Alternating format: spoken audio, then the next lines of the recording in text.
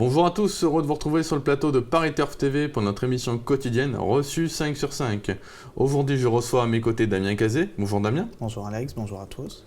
Donc Damien, ce mercredi, nous irons à Bordeaux pour le Grand Prix Durand d'Inavena, une épreuve réservée à des 6 à 10 ans. Ils vont s'affronter sur les 2650 mètres. Damien, Bordeaux, une piste sélective, est-ce que vous voulez déjà nous débriefer un peu là-dessus ? C'est une très grande piste, c'est la plus grande piste des hippodromes du Sud-Ouest. La ligne droite est très longue, voire même interminable.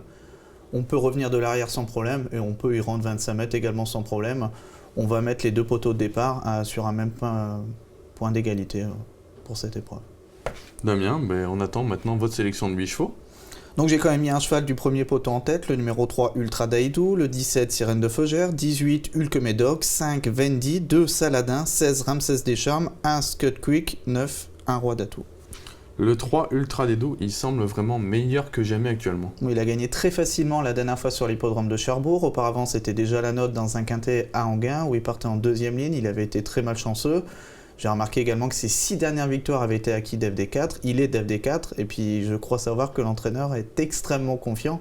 Il a clairement dit, j'ouvre les guillemets, il va falloir être très fort pour me battre. Donc on prend au mot ce qu'il a dit et on le met en tête.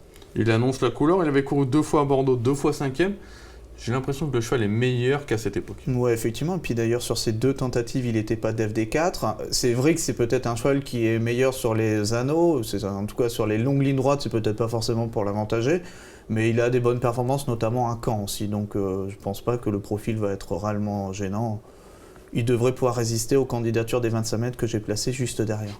Vous placez justement en deuxième position le 17 Sirène de Feugère. Ça tombe bien, c'est notre minute terrain. Ludovic Elie a interviewé Thierry Duval-Lestin qui semble confiant et qui semble du même avec vous. Thierry, mercredi, Sirène de Feugère sera présentée à Bordeaux. Ce ne sera pas vous au sulky, c'est Nicolas Bazin comme assez souvent. Oui, exactement, il l'amène souvent, il s'entend bien avec. La dernière fois, il courait relevé le Grand Prix d'Angers, c'était dur, il y avait Sodichman et Roi de Lupin. Là, la jument, elle est bien. Maintenant, elle a pas couru depuis un peu plus d'un mois. Elle est bien, elle va faire sa course. Elle va faire sa course devant. Pour moi, il y a un cheval qui est dur à battre, c'est Ultra Daidou. C'est un très bon cheval. Il part devant, donc il va être dur à prendre. Et ceci dit, elle doit être dans le quintet, je pense. C'est une vraie droitière. Ouais, c'est une vraie droitière, voilà.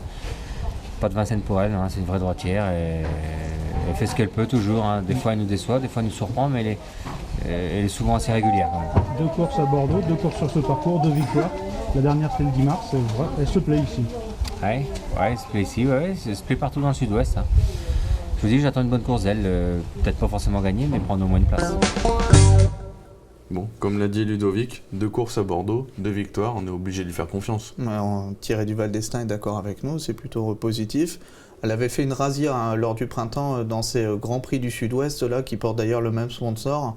Elle avait gagné notamment Hoche, Castillonnès et puis elle a gagné donc 2 fois à Bordeaux.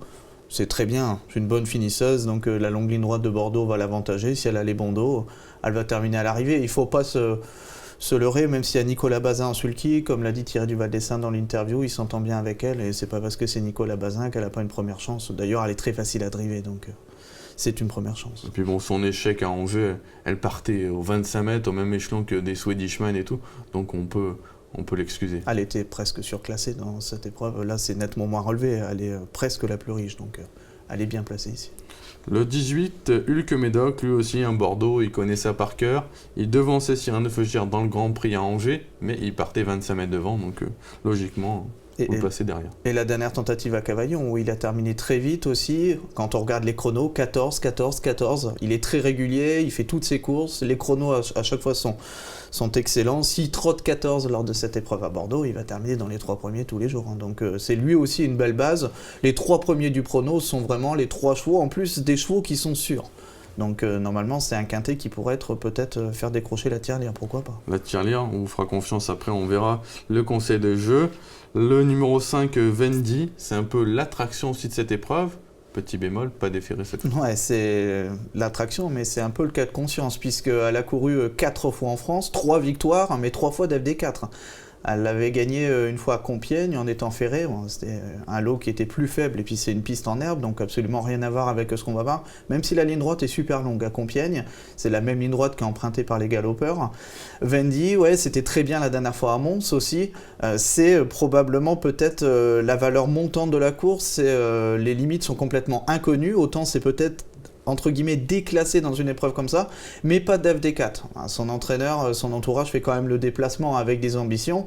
Je l'ai mis 4e sans trop savoir. Si on la met en tête, c'est pas une idiotie. Si on la met 6e, 7e, c'est pas une idiotie non plus. Je l'ai mis au milieu, comme ça on se mouille pas trop.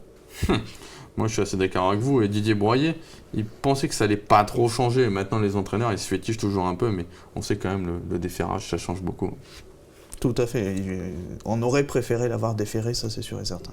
Enfin, le numéro 2, Saladin, vous le placez en 5e position. Il a déjà fait ses preuves à Bordeaux. Il a gagné l'avant-dernière fois à Bordeaux. Bon, ça a trotté 17. Ça va sûrement être un petit peu light pour essayer de viser les 3 premières places. Il n'a pas beaucoup de marge, mais il part au premier poteau, ce qui signifie qu'il va probablement être tout de suite à la pointe du combat, derrière les animateurs, avec une course sélective. Et si les 25 mètres ne reviennent pas trop vite, il va terminer dans la bonne combinaison. Mais pas plus haut que 4/5e, je pense. Il ne peut pas terminer dans les 3 premiers, ça va être compliqué, je pense. Plutôt donc un placé potentiel à une cote plutôt intéressante par rapport aux chevaux que vous avez placés devant, qui vont être les favoris. En tout cas, on voit une épreuve assez sûre, une épreuve qu'on devrait toucher, en tout cas, on l'espère. Hein. Voilà, on rajoute Ramsès Descharmes qui est juste derrière, qui fait toutes ses courses également, et on a 6 chevaux qui paraissent sûrs. Ça va être les favoris, hein. Il faut pas essayer d'aller chercher des trop grosses cotes dans cette épreuve. Il y a pas mal de chevaux qu'on peut éliminer, notamment 25 mètres, parce qu'ils évolueront ferrés. Écoutez, Damien, en tout cas, merci beaucoup pour votre analyse. On se retrouve sur ce plateau dès jeudi avec un quintet 5-5 sur les pommes de Vincennes. Philippe Thévenon et Mathieu Mortagne seront à nos places et essaieront de faire, en tout cas, aussi bien, on l'espère. Damien, merci beaucoup, à bientôt et on vous souhaite bien évidemment de bons jeux à tous. Au revoir.